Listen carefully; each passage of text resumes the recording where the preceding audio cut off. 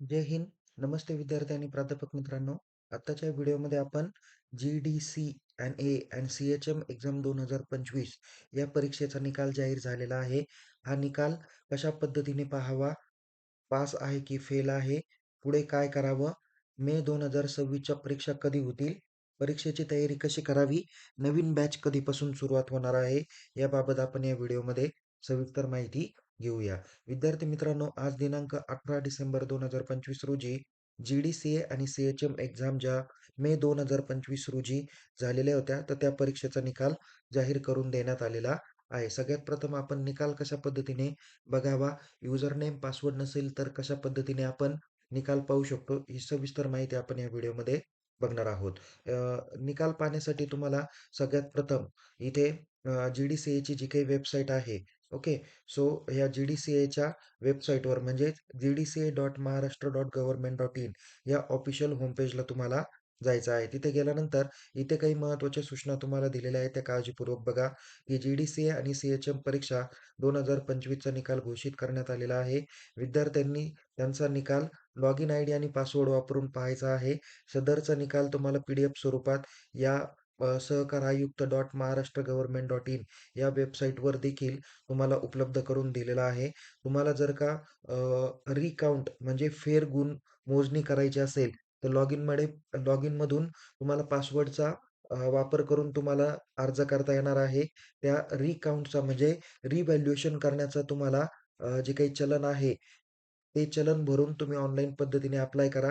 Apply करण्याची अंतिम मुदत 19 जानेवारी 2026ला सायंकाळी 6:30 वाजेपर्यंत असणार आहे. आणि त्याची जी काही चलन भरण्याची जी काही मुदत आहे, ती 19 डिसेंबर 2025 ते 23 जानेवारी 2026 पर्यंत बँकेच्या कामकाजाच्या वेळेत सुरू राहणार आहे. आणि या तारखेच्या नंतर जे लोकं अप्लाय करतील त्यांचा विचार केला जाणार नाही, अशी माहिती या ठिकाणी दिलेली आहे. तर विद्यार्थ्यांना निकाल पाहण्यासाठी तुम्हाला त्याची निकाल पाहण्याची लिंक आपल्या या व्हिडिओच्या डिस्क्रिप्शन बॉक्सलाही दिलेली आहे. त्या लिंकवर काय करा, क्लिक करा.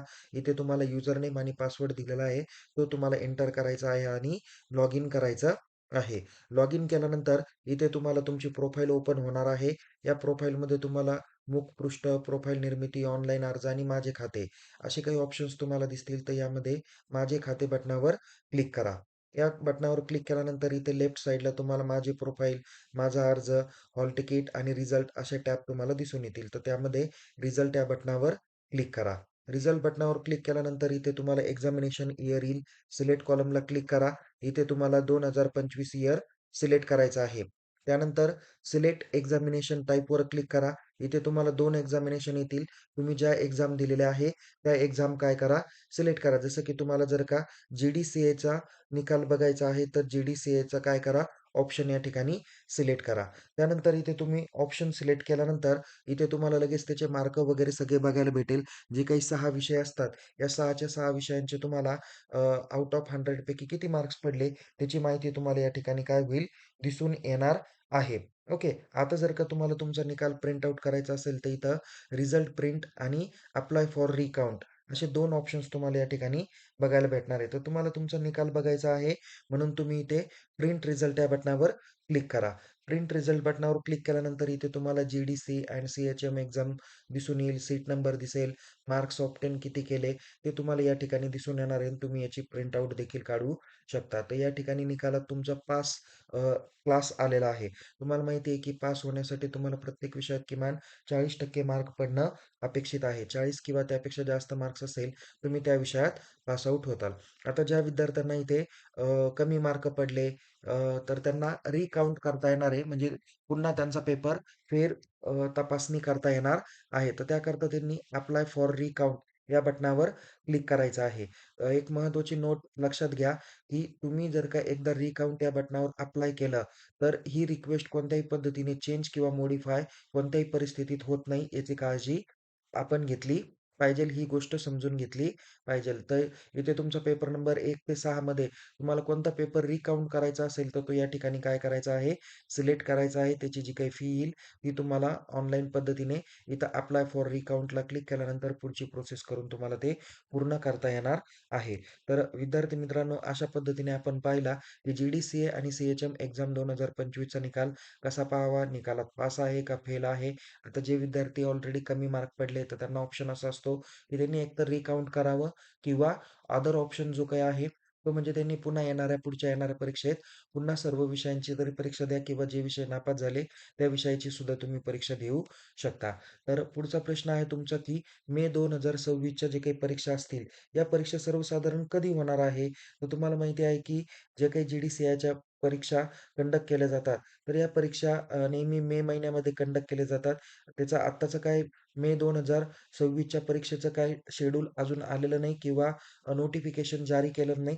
पण एक टेंटेटिव्ह तुम्हाला सांगण्याचा प्रयत्न करतो, की 22, 23 आणि 24 मे या 3 दिवसामध्ये परीक्षा होण्याची शक्यता आहे. ओके. त्यानंतर या परीक्षेची तयारी कशी करायची? तर विद्यार्थी मित्रांनो, आपण गेल्या 3 ते 4 वर्षापासून आपण दरवेळेस वर्कशॉपच्या निमित्तानं आपण नवीन-नवीन बॅचेस अपॉइंट करतो किंवा नवीन बॅचेसच्या माध्यमातून आपण विद्यार्थ्यांना नेहमी मार्गदर्शन करत असतो. तर संबंधित विद्यार्थ्यांनी जर का आपल्या वर्कशॉपचा लाभ घेतला, तर त्यांना पहिल्या प्रयत्नात ते गव्हर्नमेंट जी काही एक्झाम आहे, जी जी-डी-सी-ए परीक्षा म्हणतो, ज्याला सहकार आणि लेखा क्षेत्रातील ही एक परीक्षा आहे. तर त्या परीक्षेत तुम्ही उत्तीर्ण होऊ शकता. नवीन बॅच आपण 5 जानेवारी 2026 पासून स्टार्ट करत आहोत. यामध्ये वर्कशॉपचा जो काही मोड असणार आहे, तो ऑनलाईन असणार आहे. तुम्हाला या वर्कशॉपमध्ये study material, notes, previous year question paper, त्या प्रश्नपत्रिका विथ त्याचं सोल्युशन, या सर्व प्रकारची माहिती आपण तुमच्यापर्यंत देणार आहे. घेण्यात येणारा वर्कशॉप हा Zoom मीटिंगच्या माध्यमातून घेण्यात येणार आहे.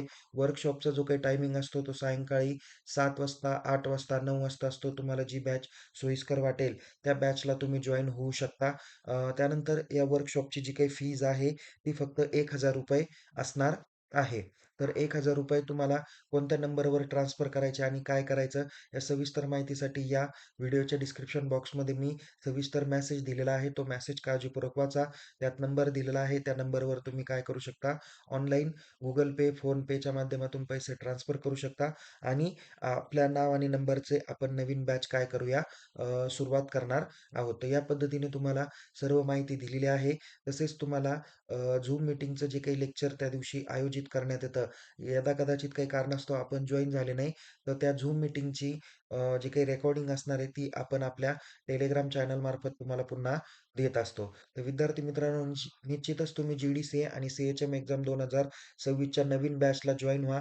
पहिल्याच प्रयत्नात तुम्ही गव्हर्नमेंटची जी काही एक्झाम आहे, ती क्वालिफाय होताल. आत्तापर्यंत 150 पेक्षा जास्त विद्यार्थी पहिल्याच प्रयत्नात पास आउट झालेले आहेत. तुम्ही देखील होऊ शकता. निश्चितच तुम्हाला त्याचा फायदा होईल. जे विद्यार्थी ग्रॅज्युएशन झालेले आहे, बी-कॉम वगैरे, आणि जे विद्यार्थ्यांना सहकार क्षेत्रात किंवा अकाउंटिंग क्षेत्रात त्यांना करिअर करायचं आहे, त्यासाठी तुम्ही जी-डी-सी-एची परीक्षा देऊ शकता. तर जी-डी-सी-ए म्हणजे काय? किती विषय असतात?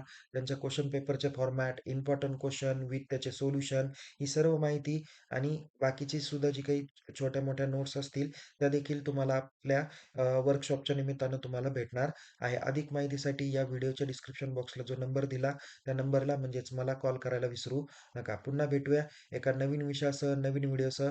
तोपर्यंत या व्हिडिओला लाईक करा, शेअर करा. अधिक माहितीसाठी आपल्या YouTube चॅनलला सबस्क्राईब करायला विसरू नका. पुन्हा लवकरच भेटूया वर्कशॉपच्या निमित्तानं. तोपर्यंत टेक केअर. जय हिंद. धन्यवाद.